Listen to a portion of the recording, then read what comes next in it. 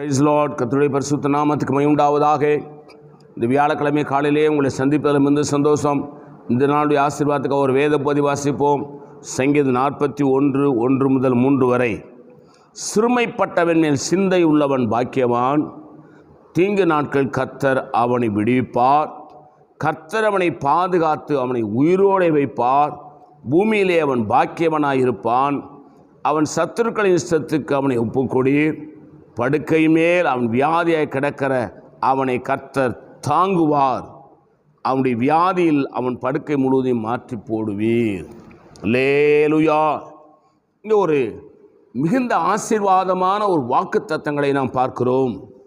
அருமை தெய்வ ஜனமே, சங்கீதக்காரனாகிய தாவீது சொல்றாரு, சிறுமைப்பட்டவன் மேல் சிந்தையுள்ளவன் பாக்கியவான். தீங்கு நாட்களில் அவனை கர்த்தர் விடுவிப்பார்.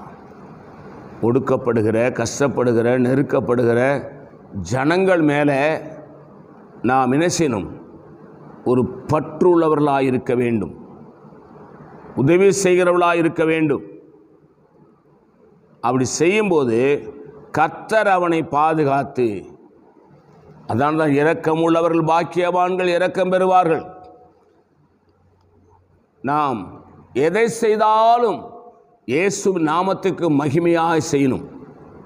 அப்படி செய்யும்போது கர்த்தர் அவனை பாதுகாத்து, சிறுமைப்பட்ட ஜனத்தை, ஏழை ஜனங்களை, கஷ்டப்படுற ஜனங்களை, கைவிடப்பட்டவர்களை நீங்கள் நேசித்து அவர்களுக்கு உதவி செய்தால் கர்த்தர் உங்களை பாதுகாத்து உங்களை உயிரோடு வைப்பார்.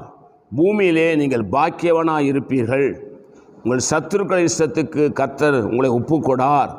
படுக்கையின் மேலே வியாதியை கிடக்கிற உங்களை கர்த்தர் தாங்குவார். உங்களுடைய வியாதியிலே உங்கள் படுக்கை முழுவதையும் மாற்றி போடுவார். அல்லேலூயா. அப்போ நம்ம ஆசீர்வாதமாக இருப்பதற்கு ஒரே ஒரு காரியங்களை கர்த்தர் வச்சிருக்க. என்னன்னு கேட்டால், சிறுமைப்பட்ட, இயேசுவை அறியாத எத்தனையோ ஜனங்கள் இருக்கிறாங்க. அவர்களுக்கெல்லாம் கிறிஸ்துவின் சுவிசேஷத்தை கொண்டு போக வேண்டும். வியாதியிலே, கஷ்டத்திலே, துன்பத்திலே, பலவிதமான இடுக்கண்களில், நெருக்கங்களிலே, கைவிடப்பட்ட நிலையில் எத்தனையோ பேர் இருக்கிறாங்க. அவங்களை தேடி போய் அவங்களை விசாரித்து அவங்களுக்கு இயேசு பற்றி சொல்லி அவங்களுக்கு ஜெபம் பண்ணி நம்மளால் என்ற உதவி செய்தோமானால் கர்த்தர் நம்மளை பாதுகாத்து ஆசீர்வதித்து நம்முடைய பலவீனங்களை, சுகவீனங்களெல்லாம் எடுத்து போடுகிறார். ஜெபம் பண்ணுவோம். பரிசுத்த பிதாவே, நீர் எங்களோடு என்னோடு பேசின நல்ல வார்த்தைகளுக்காக ஸ்தோத்திரம். இந்த வார்த்தையின்படி செயல்பட உதவி செய். எங்கள் ஆண்டவர் இயேசு நாமத்தில் வேண்டிக் கொள்கிறோம் பிதாவே. ஆமேன். God bless you. கர்த்தர் உங்களை ஆசீர்வதிப்பாராக.